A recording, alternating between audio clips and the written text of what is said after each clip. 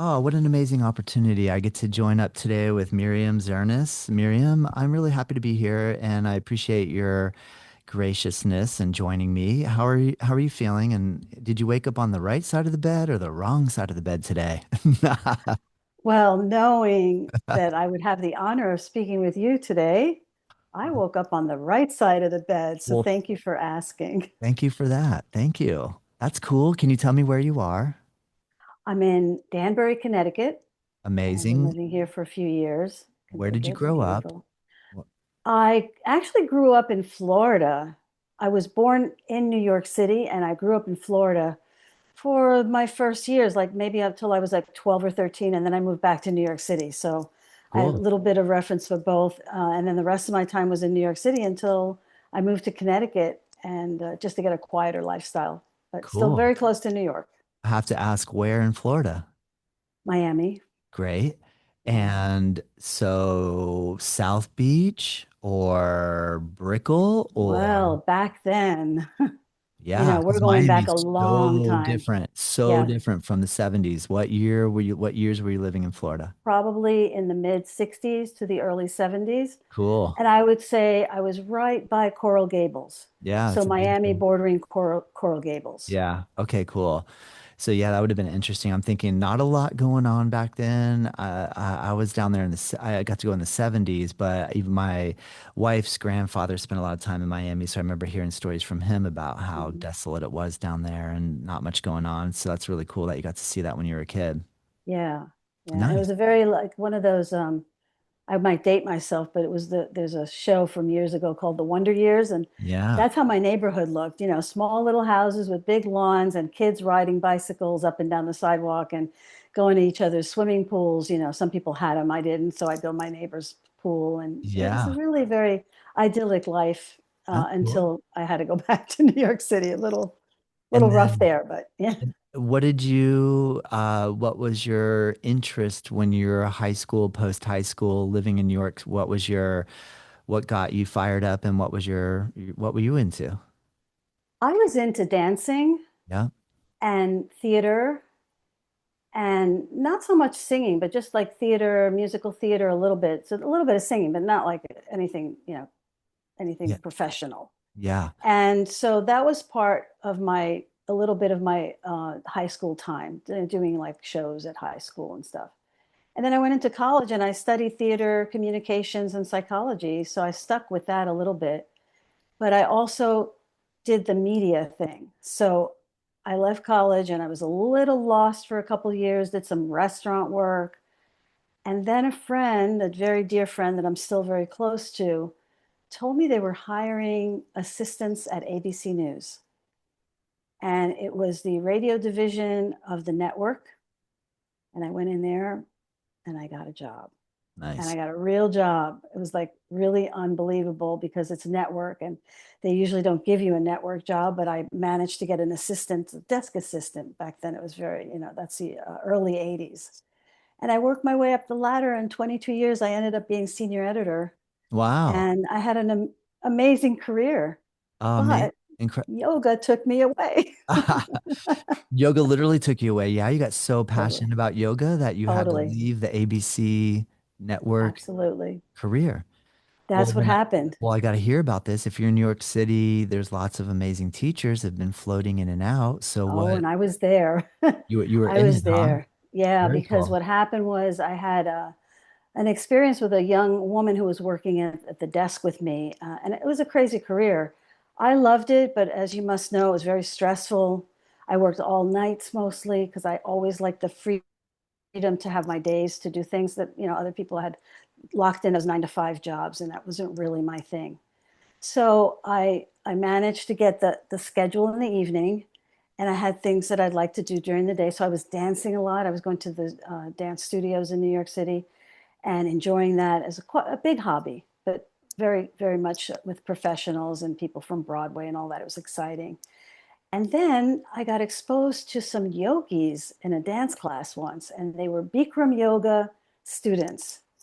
And they were always looking good, looking happy. And I was always like, wow, that's interesting. And I knew that the Bikram studio was really not far from me, in terms of where I was working. So everything focused on the newsroom. And if I could go any place close by, that's what I would do. So, but that wasn't it. I had a friend as an assistant in the newsroom. And one day she said, "Have you ever tried yoga?" Now, by the way, my husband at the time was always saying that I needed yoga because he was a meditator. He still is, and had been exposed to an ashram. And he was like very much about, you've got to calm down. You've got that crazy news energy. And I was always just laughing. I thought, yes, I have a lot of energy. That's the way it works. Yeah. So anyway, this young woman invited me to a yoga class. So it was integral yoga, which is, you might know, is the sister school for Sivananda. And I went to the first class with her to just kind of appease her. She invited me. She was very, very sweet, and I liked working with her. And I came out of the class and I was like, all right, that was good. A little boring, a little relaxed. Okay. Then I went again a couple of weeks later at her. You want to come to the class? All right, I'll try it again. And same feeling, but I was feeling a little bit different. Like, okay, that was kind of nice. I probably needed that shavasana, definitely needed that shavasana at the moment. Yeah. And then the next invitation from her, and I was like kind of thinking about it. I found out about the Bikram studio and I thought maybe I should try that. I think I might have a couple of classes, and I wasn't great with the heat, but I tried because I was definitely fit and happy to try things, very open-minded always. But the next invitation I got, this is what changed my whole life, I believe. This young woman asked me if I wanted to go visit the Shivananda Yoga Ranch in upstate New York. Mm. And I thought, what's that? I had no idea, never been to an ashram, had no idea what she was talking about. And so it was that being open-minded, I had a car and she didn't, and it was easier to get there by car instead of like a train, a bus. Somebody picks you up at the bus stop over in Woodburn, New York.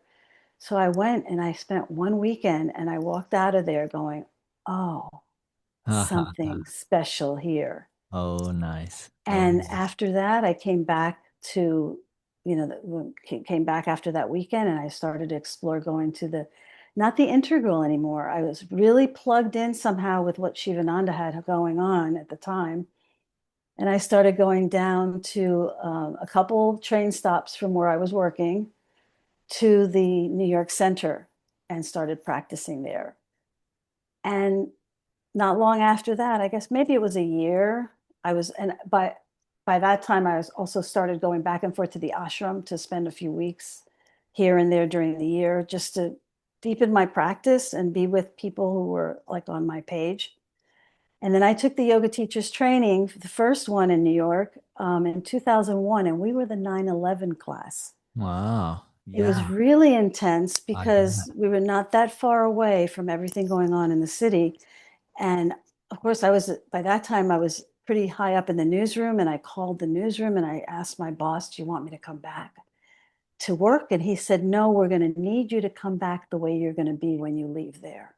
So they got it that the yoga had started to sort of, I was well liked, I think, and I did my job really well. But they started to see the yoga coming out in me every time I was in the newsroom.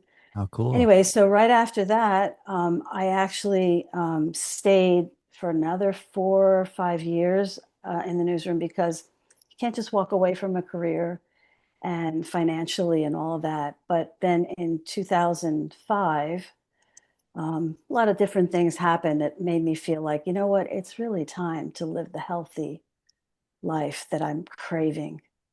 Getting up early in the morning and practicing was so big to me, but because I worked until 2 in the morning, usually it wasn't that easy and it was stressful. And I decided it was time to walk away. So I literally submitted an application to do the advanced teachers training for the Shivananda organization in India.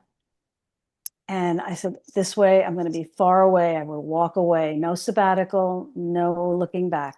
And that's what I did. And I Wow. went to India and did advanced training and then came back, owned a yoga studio for a couple of years. But all of this to say In New York that City? in Connecticut, by that time we had moved to Yeah. Connecticut. Yeah. And it wasn't for me. The business wasn't for me, but I had a good taste of what it could be. But my goal was really to teach more and to just be a yogi and study. And so I was studying with Val and at the Yogashala. But before that, I had also been going down to the Jivamukti Center in New York City quite often to study with Sharon, And David, and any of the others. Val was leading Ashtanga, so you're practicing some Yep. Ashtanga with Uh, Val. And so it sounds like Shivananda, some Ashtanga, and now you're um the other mention you made was well integral yoga yep.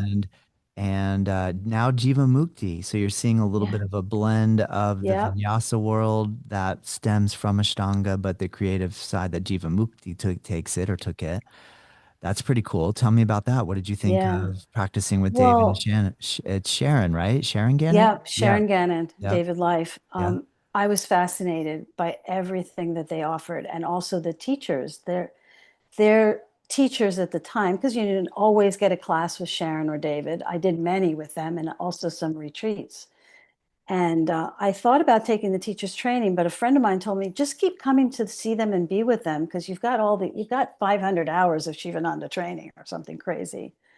And it was always incredible to be with them or with any of their teachers. And I really, really loved it a lot. Not that I loved Shivananda any less, but I just really loved the philosophical part of it, learning more of that, learning more advanced poses, because at the time I could do quite a lot. I was really, really into the physical part of it. The asanas were important to me, but I always saw the asanas as the growth, something to grow for the mind, not just my body. And because I was that crazy news editor for so long, yoga was like amazing for me. I needed to slow down. I needed to live a healthier life. And I was just thrilled, totally thrilled. I continue to be. I was always thrilled.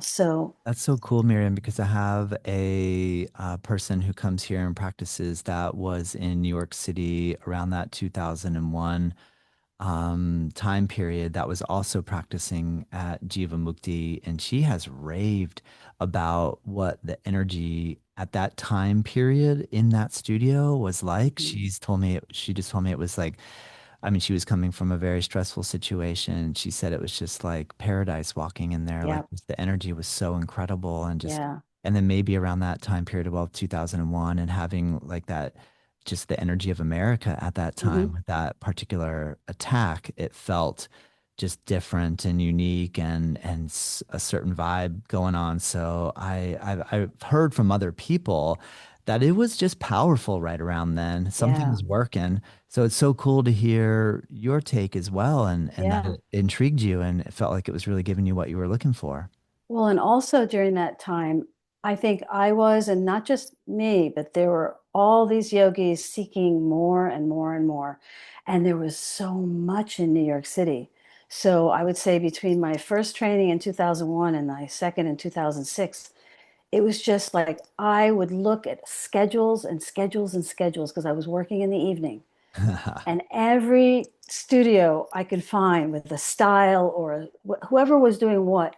This teacher does, a mix of Jivamukti and Ashtanga. Okay, we'll do that. Whatever, I wanted more. So I actually sought out the small, little, tiny studios that held, 10 people and went there. And every now and then I would come across just like a mind-blowing teacher, and I might continue to see that teacher and go to that class, for months at a time.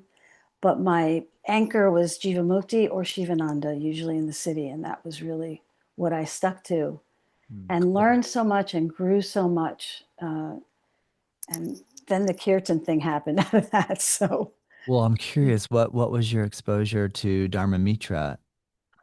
saw him too and went to his classes as well and loved him. I'm still very close friends with a couple of his advanced or senior students here in Connecticut.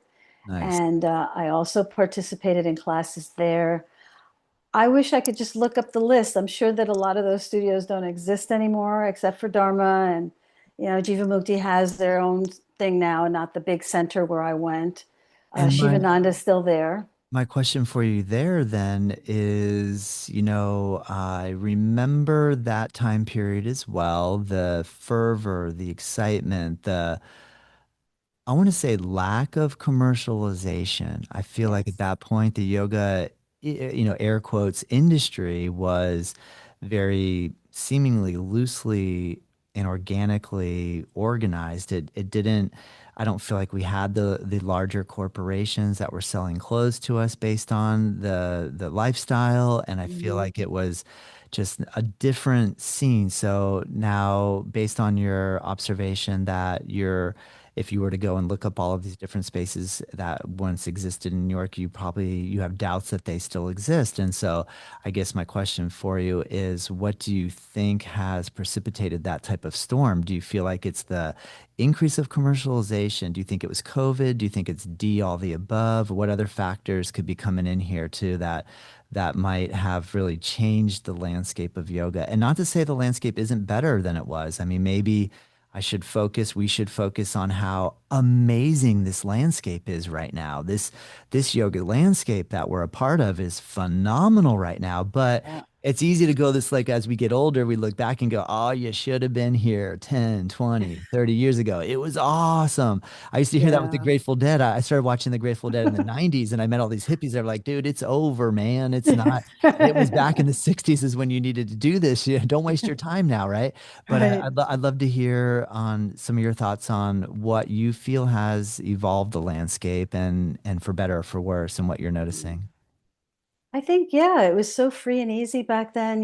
Like I was just saying, I could just look up some yoga studios wherever we were looking at that time. I guess we were looking at magazines or the flyer stuff, kind of stuff in the health food store or whatever would tell you there was classes here or there.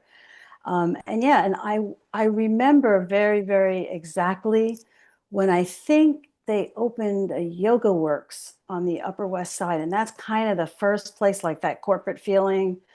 And I went there for a couple classes, and I was like, can't do this now. I get it. And they had the first, what I could think of, boutique with the clothing started to, and Jivamukti had a little of that too, but it just didn't seem the same. It didn't feel the same. It didn't have that same vibe. And while it was really great, I think what happened was technology changed. I think consciousness changed. I experienced, and I know you must know too, the fall of the gurus, which everybody was so connected to. Every single yoga school with a lineage had a problem of some kind. And I think people also started to look at the mind body thing a little differently. It was more body than mind, I think, for a bit. And all good. I think it's part of the evolution of anything, any system that and even the way our systems are now, they're evolving and changing rapidly as we're all experiencing. So the same kind of thing happened. The vibe was just very different. And then, unfortunately, the rise in rents, especially in New York City and in other places, a studio couldn't afford to stay open if they didn't have X amount of students or they weren't offering something else to buy. And that got more and more intense as I experienced it. And by a certain point, it was just like, well, if you can't run a little studio out of this one little apartment in a New York City brownstone, because that rent went from $1,000 to six, it doesn't work. Yeah, It doesn't great work. point. Great point. And so I think also the city got more hectic and crazy. And then, of course, 9/11 didn't help. But I think at that point, we needed more yoga. So that was really something that I felt happened too. I remember leaving my teacher's training program after a month at the yoga ranch feeling like, wow, I have a bigger responsibility as a yoga teacher because the world completely changed on that one. And it's going to continue. But I also noticed that there were more and more studios that were also starting to get interested in offering teachers training. And some of those studios, of course, Jivamukti and Sivananda, and there was some others, Integral, had the training programs, very important because that lineage was still there. But then it started to get diluted. And that really actually made me feel a little sad. But I said, well, it's sign of the times. It's got to happen, right?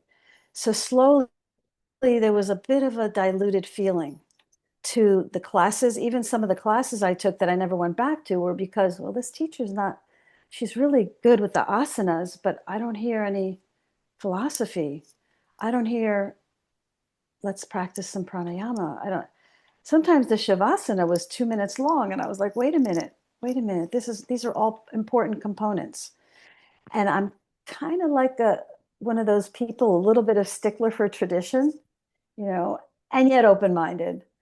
So I was kind of feeling that real shift, you know. And yet I continued. I thought, this is great. There's more yoga for everybody, and everybody wants to do it, and everybody's interested. But in that 5 year period from, I'd say for me, 2001 to 2006, there were some dramatic changes, really dramatic. And then in 2006, when I left ABC, I still was feeling pretty good about all of it, which is why I said, okay, I'll take on a share with a yoga studio with two other people. And that was great. They were wonderful partners. The studio was lovely. They were very business. They showed me more about the business side I didn't know. And yet for me, it didn't feel fulfilling. It just wasn't fulfilling. And then when I went out on my own right after that, of course, not about, I guess it was a year to 2 years later, there was the big stock market crash of 2008. And I literally lost most of my private students. And that was quite an awakening for me. I never realized how, geez, that's really okay. Your yoga practice is important, but your something else needs to happen more. So I get that, you know. So that's around the time I was kind of, I, honestly, to say, I was floundering around a little bit. I was teaching a little bit here and there. Sometimes I'd be invited to sub for somebody. Um, but I kind of started to then, around that time, focus on Kirtan more because I felt like, well, maybe I'm not supposed to be that yoga teacher. I'm a good yoga teacher. I think I'm really good at it, but maybe there's many of those and less of this. So it was very interesting how it felt about that. But I didn't yet play a harmonium, but I had a harmonium in my closet that I had bought when I was at ABC because I had money then. So I thought, you know what, let me just buy one. I love the sound. I had heard it at the ashram. And by the way, when you're at Sivananda, they do morning and evening satsangs with chanting and meditation. And I loved it. I loved it so much. I was so into it. It felt second nature to me to chant. I don't know what it was. Even my husband commented at some point, you have very good pronunciation Mhm. of Sanskrit, which I never studied Sanskrit. I never studied the harmonium, by the way. Somebody told me I should, and I thought, well, no, I'm ready to go. Yeah. And however I play it is how I'm going to play it by ear, totally by ear. And I started to wonder what that would look like. And eventually, I know seems like a long story, but it's been such a wonderful journey for me, really. Please, please don't hurry it up. Keep going at the pace you're going. Thank you. Yeah. So then there was a teachers group here in Connecticut that I belonged to, and there was one of the teachers was leaving to go back to Europe where her parents lived, something like that, and they invited me over to chant. And so I thought, okay, that's great. I'd love to do that, lead a little chanting among a group of teachers and stuff. And so I came to the little dinner that they had with a tambourine and a drum. And when the woman who was running the whole thing opened the door, she just looked down. Well, where's your harmonium? I said, I don't play the harmonium. Ah, She was a little kind of, okay, I guess I had the wrong idea. I said, but I'm happy to lead the chanting. I can do that just fine. That's why I brought this along. She said, okay. So right after that night, I did lead some chanting, and everybody was so much into it, and I enjoyed it so much. Right after that night, a couple days later, I get an answering machine message. That's when we had answering machines, by the way, with a regular tape in it. oh yeah. And I hit the button, and the woman on the other end was the woman who had the party. And she said, I'm pretty sure I'm quoting her exactly on the message, girl, get that harmonium out of the closet and play it. Nice.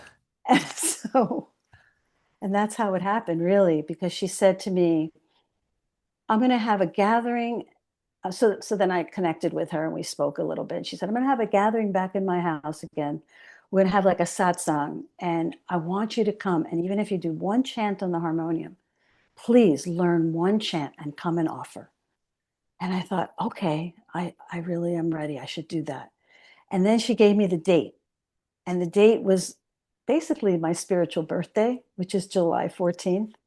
It's the day that I got a spiritual name at the ashram. It's the day it was just like a very special time for me. That date was very much a part of who I became as a yogi.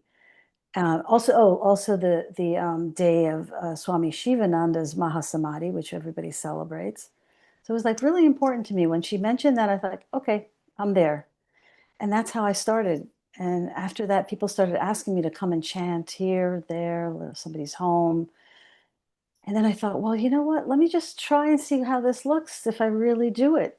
Like really do it, you know. So I little bit of a photograph with a couple of my friends doing drumming and another friend on a flute, and slowly it evolved into the Sita's Light Kirtan band, which is what it is Nice. today. Nice. You know, so I've played with some incredible musicians, some of them famous in their own right, and some of them just local and very big hearts, very big hearts. I'm not the trained musician. I always tell people that.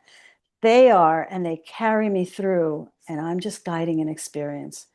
And it's my favorite thing to do in the world is to guide an experience. If I can make people who come to the gatherings feel better, feel at peace, especially the way the world is going, it's really my goal.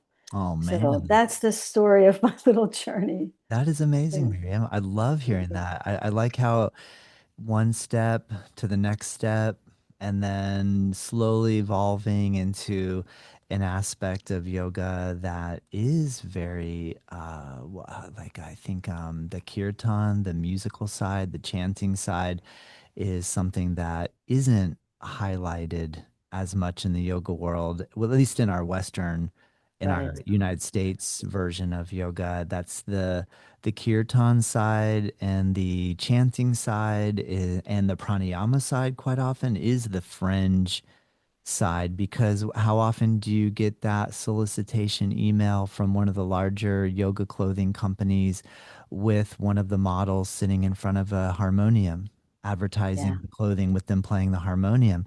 Never. I never No, see it's one of so those. true. There's no way it's going to be an ultra model with the new shiny gear on and Mm-hmm. striking some sort of pose to kind of remind us that, Yeah. this is what you should buy to look cool. And I Yeah. and I think that's a shame because the singing side, the chanting side, the listening side, the relaxation, the repetition of the mantras and chants that over and over and over again is like such an enormous part of the success of yoga practice, it Mhm. seems. It feels like to me. It's a So meditation. it's a It is a meditation. meditation. Yeah. So That's it's how I took it right away. that's really cool. And Yeah. I like hearing about, well, I like the trajectory of being just completely fascinated with the asana world, but, and also finding the bravery to be willing to be a non-quote classically trained musician and get in front of people with an instrument and start singing and playing. And so when you told me the part where you show up with a drum and a tambourine, and then the next day the woman calls you and says, "Girl, get your harmonium out and start playing it." Obviously, you were carrying some sort of enthusiasm for music and chanting that she felt, and then just kind of could see, well, if we just get these two ingredients and put them together, you and a harmonium, then you'll really have something special here. Mm. That's pretty cool. She obviously felt that you have the passion. It seems like if you come at something with the passion first, then all these other things fall into place as opposed to like sometimes what I see with yoga teacher training programs is people actually enter into a training program with no passion for yoga first. I'm just So going to go true. and learn how to do this. I'm going to take this course, I'm going to get this certificate, and then I don't know what's going to come next. But if you come in with passion of like, oh my gosh, I love this so much, I don't even care if I get a piece of paper or not. I don't, you Right. know what I mean? And then that's what usually you need that. If it's going to be a long-term practice, and especially if it's going to be a career, I think the passion has to be there first. Do you Hmm. agree? Do you agree, Miriam? Can you tell me I a little bit do. about, yeah, passion leading the work or the work then comes the passion? What do you think there? I think that the passion is really important because when you're in this world, especially yoga, especially in the beginning when I first started, it wasn't that popular. It was popular for the yogis who wanted to practice. But most of the time, people would be like, oh, yeah, you do yoga. Okay, whatever. Like, I mean, I was in that business world. And I think that as things started to change, there was that letting go of the traditional things that were necessary, like I said, the pranayama and even the chanting. I mean, my first classes that I taught, I wasn't really supposed to be chanting. And it really bothered me because even just Om, I mean, please, just an Om. And I thought, this is very odd. But I kept going, and I left a couple of gigs, yoga teaching gigs because of that. You wouldn't find me in the gym. You wouldn't find me at the rec center. Um, just no, and eventually I did work for continuing education in Ridgefield in Connecticut. Why? Because the woman who hired me allowed me to teach a Shivananda class. Mm, She understood the power of what I was bringing to that group yeah, that I didn't let go. I mean, we had the breath work. yeah, I chanted in the beginning and at the end, not necessarily that the students had to chant. And I also was allowed to play a little bit of mantra music during the classes, which is not really Shivananda, but it's more Jivamukti. So I always felt like I blended those two. But yes, the passion had to be there. And I really was passionate. And it was not a, I was never overwhelmed by the passion. I was just kind of steadily watching what the practice was doing to me. And I thought, wow, but I need to share it then. I can hold it to myself. That's fine. But it felt right to be out there sharing it. yeah, And I yeah, think that that in itself, and I never ever had dreams of being, big time and traveling all over the world, although I have chanted in several parts of the world, which is just by luck or by invitation from somebody I know or that kind of thing. And that's all good. That's fine with me. And initially I wondered, I mean, like, what does it take to be that next tier up in those kirtan chanting people? And then I thought to myself, you know what? No, I don't need that kind of stress in my life. And yeah. especially now in the last 5 or 6 years, I've really toned it down even further to stay right in my own community and build community. And Nice. that's the beauty of both yoga and chanting, kirtan chanting, um, is that it really brings community together. And that's really important to me. So, aside from chanting, I think my biggest passion is to bring community together and to have, even for just an hour to an hour and a half, have people be in a space that's safe, that's comfortable, that's peaceful and joyful. And I always say to people, you're welcome here any way you are. And if you feel like crying or you want to lay down and not chant, and you just need this as a safe space to heal your heart, calm your mind, whatever it is that you need, this is a space for you. And that's how I tend to offer events that way. And I think that's what's made it most special for me. And I also remember, I was going to mention this before, that when the yoga clothing changed, and I was horrified that and I wasn't going to be wearing any of it, by the way. I was trained with nice loose drawstring cotton pants and a t-shirt. And that was actually anytime I showed up for class, that's what I was wearing. I never went to any store to buy any special garments for yoga. And I remember saying to my friends and even my students, I'm like, well, what the heck? I'm not going to wear leggings. I don't like leggings, And Isn't they it would laugh. isn't it classic that the number one search term in Google surrounding yoga is yoga pants? Yes, it's You know, crazy. like that's where our bandwidth is at. Yeah. You know, to kind of try to build up to framing this meme that I saw in relation to what you're talking about with getting community together is that I saw a meme on social media that had the imagery of a full moon and several people sitting around a fire and the words on the meme said, "Can you believe how much work had to have gone into manipulating the population to believe that large corporate shopping centers would be better than this?"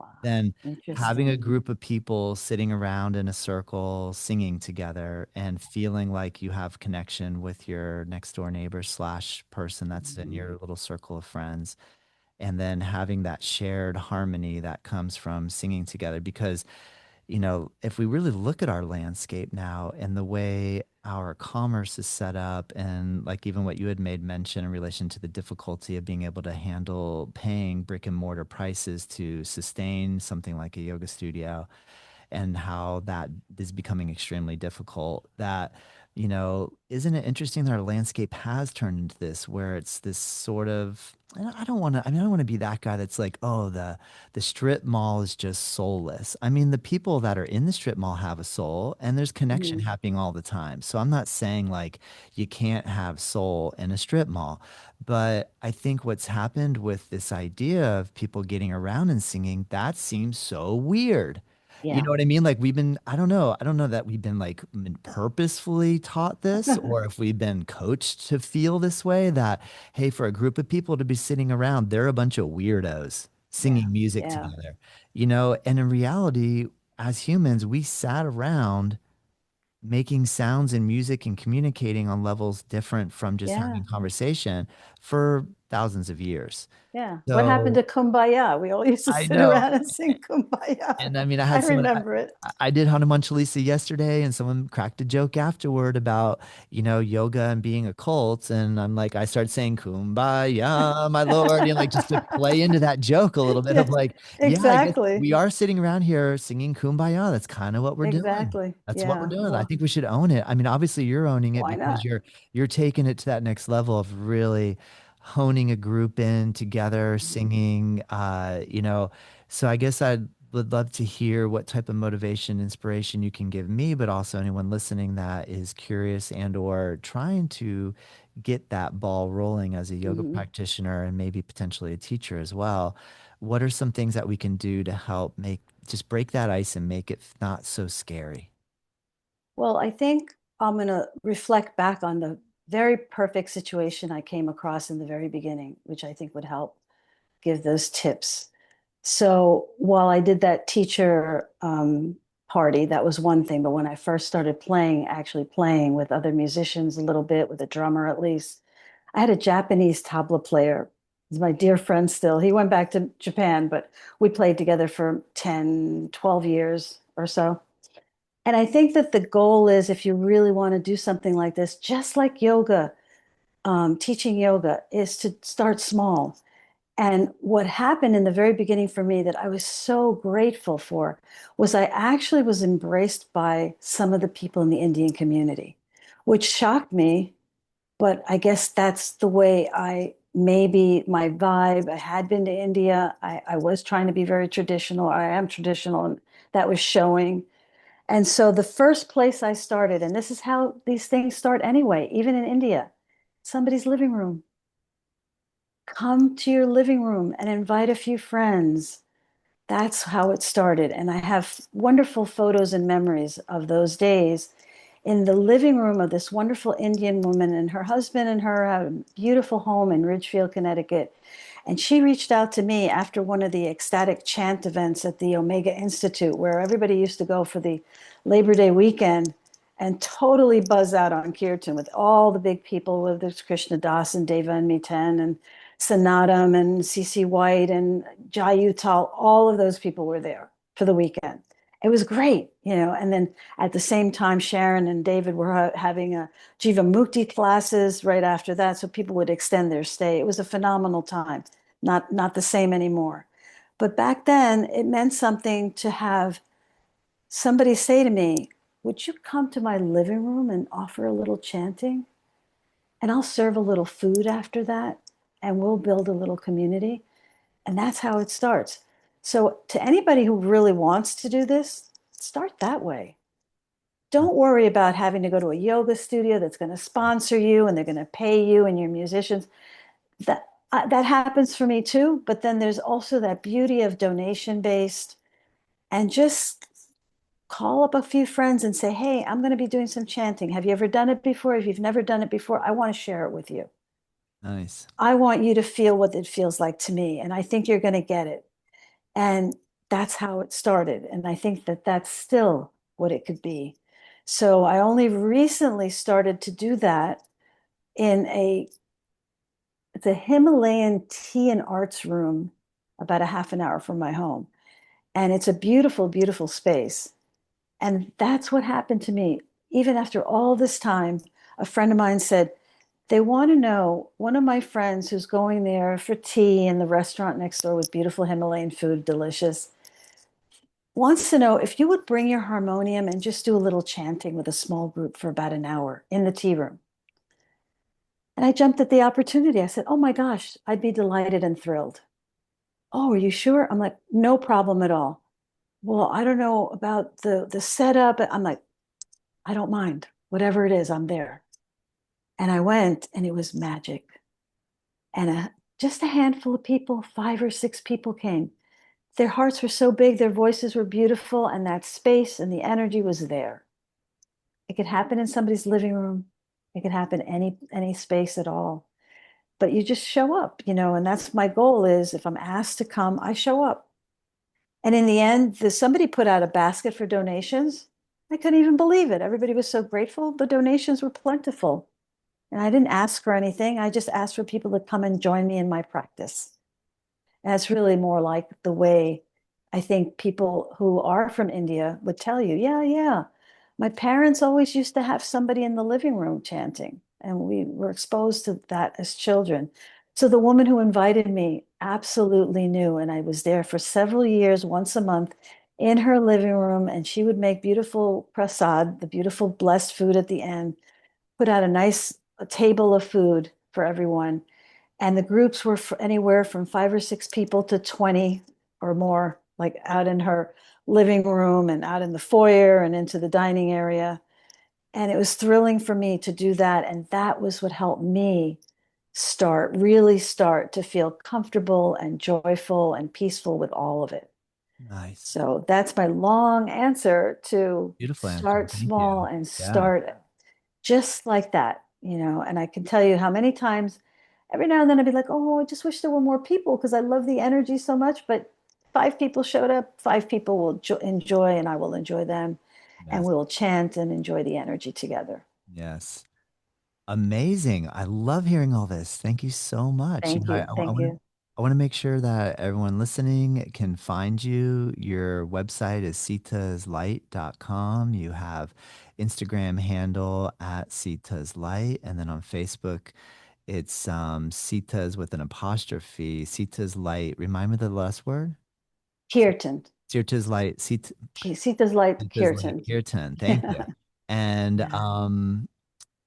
and then also your album, you have a kirtan album on Spotify that anyone that has Spotify can type in Sita's Light and they can hear you. Can you tell me a little bit about the making of that album, what that was like for you, what type of preparation you made for that, and when did you record that? Well, like I said, I started right around 2006 or so, 2005, around then. And it came into my heart to put the music that I was chanting on a recording, mostly because people were asking, not everybody, but there were a few handful of people who, I'd love to have that on a recording so that I can play it at home or I can use it for a yoga class or and I thought, well, that's a great idea. But then that part of me was just kind of new. I wasn't, wasn't trained to feel like, okay, I can just go into a recording studio and do this. And yet it kept working on me. So at the end of 2007, which is the year I turned 50, I said, now I'm dating myself now. I decided as an offering to my teachers that I would record the music. And I had no way of doing that with too many like bells and whistles, let's say. I didn't want to really go into a studio and do tracks and have certain musicians. I just thought, you know what, it'll lose something it has to be really raw and it has to be really just what it is. So I invited a group of friends, students. My husband was in there, my best friend, a student who played a flute, another close friend who played harmonium to back me up a little bit because I was so new at playing the harmonium. And the Japanese tabla player, my dear friend Fumio, was there, and he was just learning too. And I had been teaching at a studio in Ridgefield for a little while, and the woman's son had a production company. He was doing recording. So I reached out to him and I said, Noah, I'm just wondering what this would look like. Like, I don't have a lot of money to put into this, but I can do this. And I want this to be really raw and just basically what it is, as it is. And he said, okay. He says, well, you can come into the studio and I'll just record it like a stereo recording and let's see how it goes. So that's how it happened. And we took a time where he had less going on. So it was like one evening in October of 2007.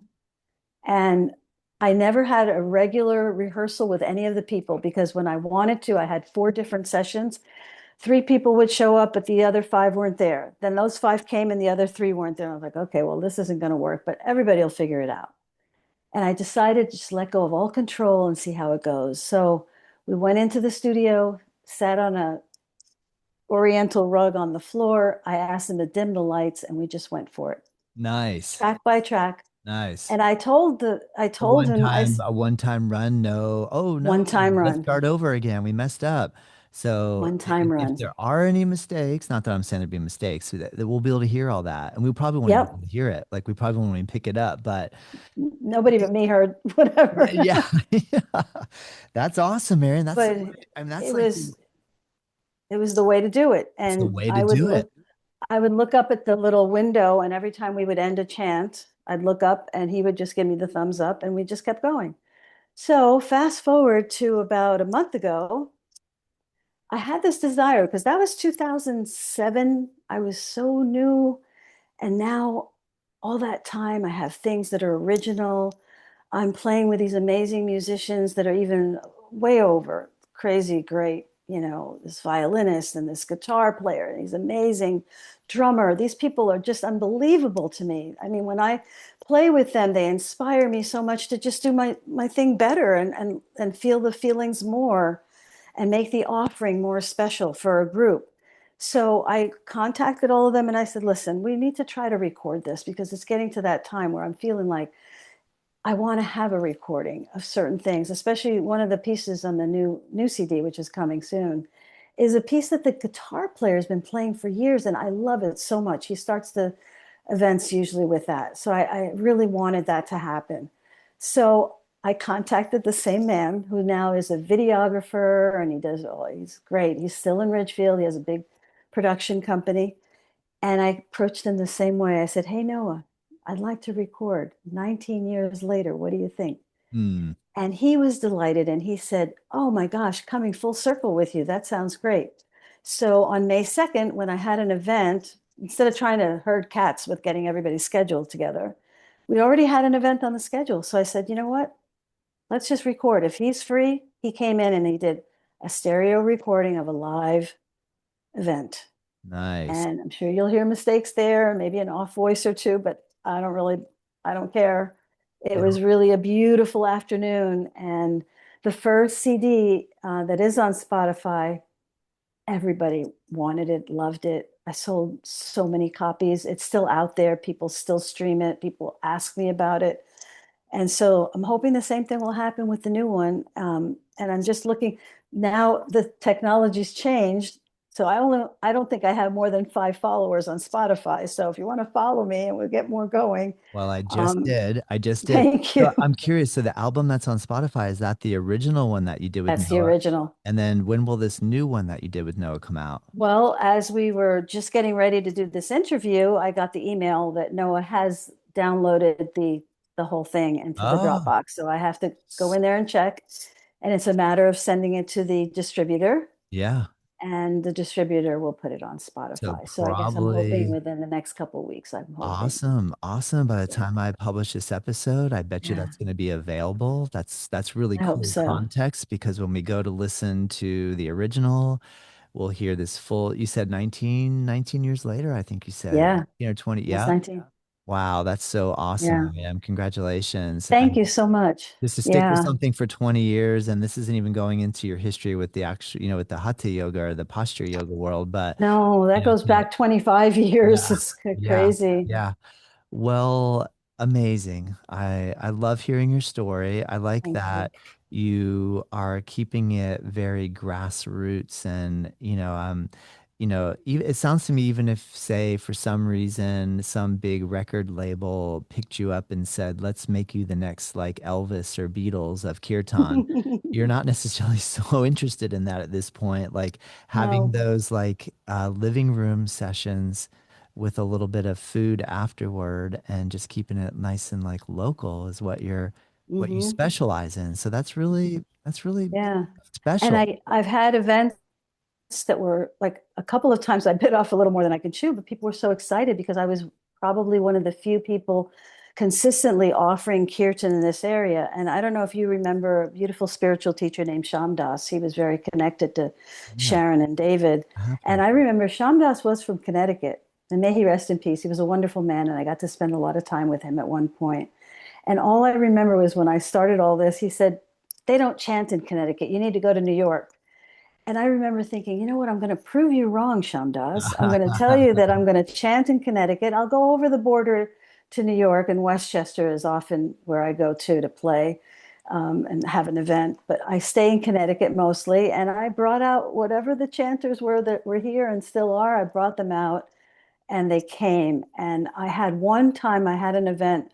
I was totally overwhelmed. There had to be almost 200 people because it was a New Year's Eve event and people heard about it and they wanted something spiritual to do. And I had, until last year, I was holding New Year's Eve events for the past 10, 12 years, giving people a place like a sanctuary for New Year's Eve, which is really important to me. People who have addictions or family issues or loneliness or any of that.